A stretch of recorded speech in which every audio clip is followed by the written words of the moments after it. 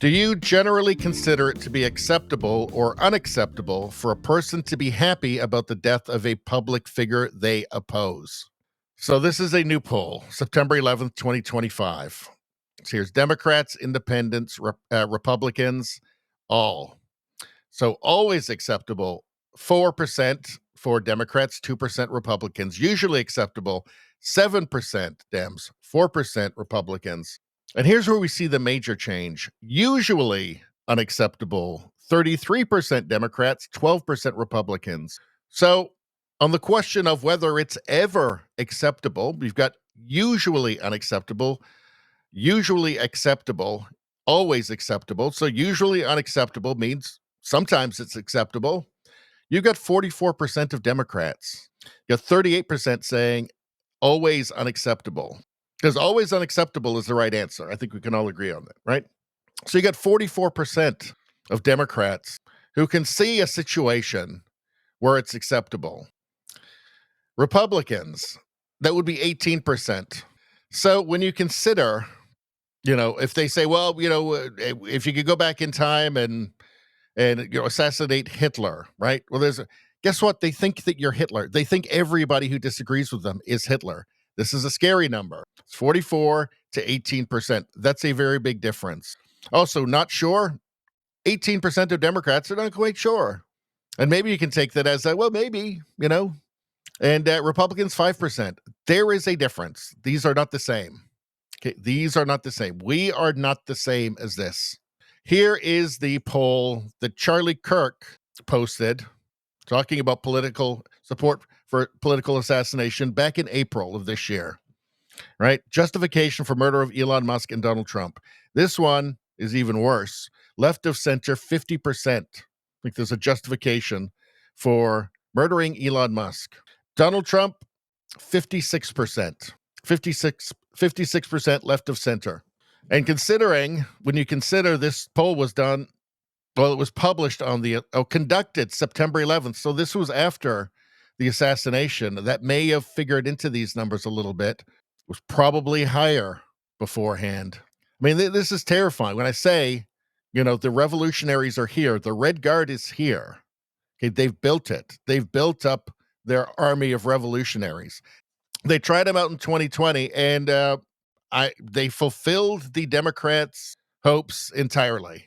Caused billions of dollars of damage. It went on for a couple of months, couple of dozen people killed, looting, violence. So I'm sure the Democrats were very satisfied. I mean, look, mainstream media loved it. They loved those rioters. They loved those revolutionary communists and Antifa and looters. They loved it. They supported it. They told us that. They told us this is good. They're doing the right thing. Hey, they had everybody locked down. Everybody had to stay inside or else everybody was going to die. And then all of a sudden, well, unless you want to go do this, unless you want to go and try and burn down your civilization to the ground, then you can go out for that. So, no, ladies and gentlemen, it's here, right? That Red Guard we keep being warned about, I've been warning about for years, they're here. They're here now. And in fact, here they are. Look at this. Look at this. This is psychopath Peter Pan. This is Red Terror Peter Pan right here. Who is this? Canadian leftist Devin Cassidy, who worked at Legal Aid BC, Canadian, has been fired. She posted a video of herself hysterically laughing and celebrating the killing of Charlie Kirk. Legal Aid BC has released a statement calling her now a former employee. But guess what? They fired her because they have to. But guess what? The reason she feels so free to do this is because everybody she works with agrees with her. She can't imagine that the people that she get in trouble for this, everybody agrees with her. Why can't you do this? This is the culture. This is somebody who has gone through the education, the indoctrination mill, and it's just become communist revolutionary Red Terror Peter Pan. Will never grow up. Finally! Okay, they're beyond help at this point. This person's never going to grow up, right? This is going to be communist revolutionary Peter Pan forever. Like, listen to this demon here. Basically, I heard a loud bang, which I figured a shot would be a little bit louder, but I just saw it hit him in the chest, and then all of a sudden just tons of blood gushing right out. Just a demon, enjoying it. This is what has been created, okay? Look at this guy, incoming president of the Oxford Union, wearing joggers, slippers, and a t-shirt while debating Charlie Kirk. George was just exposed for celebrating Charlie's murder, just months after meeting him.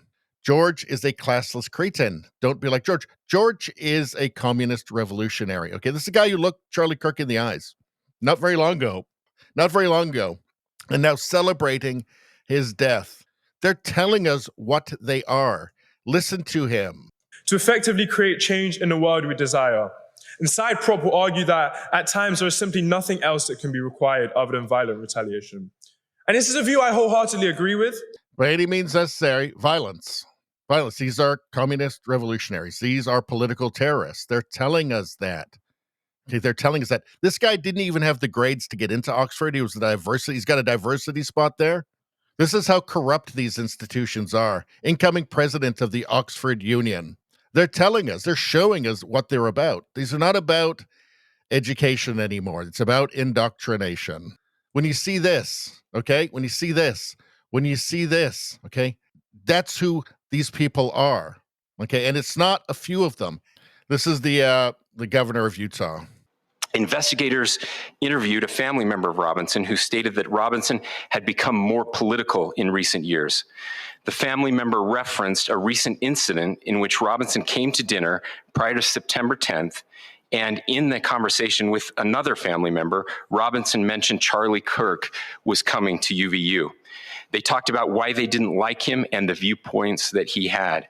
The family member also stated Kirk was full of hate and spreading hate. The underlying values of leftism are envy, hate, resentment, unequal treatment under the law, and violence. And it always has been.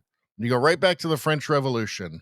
From Roderick Hu, I think I found the person spreading lies, hate, and calling for war.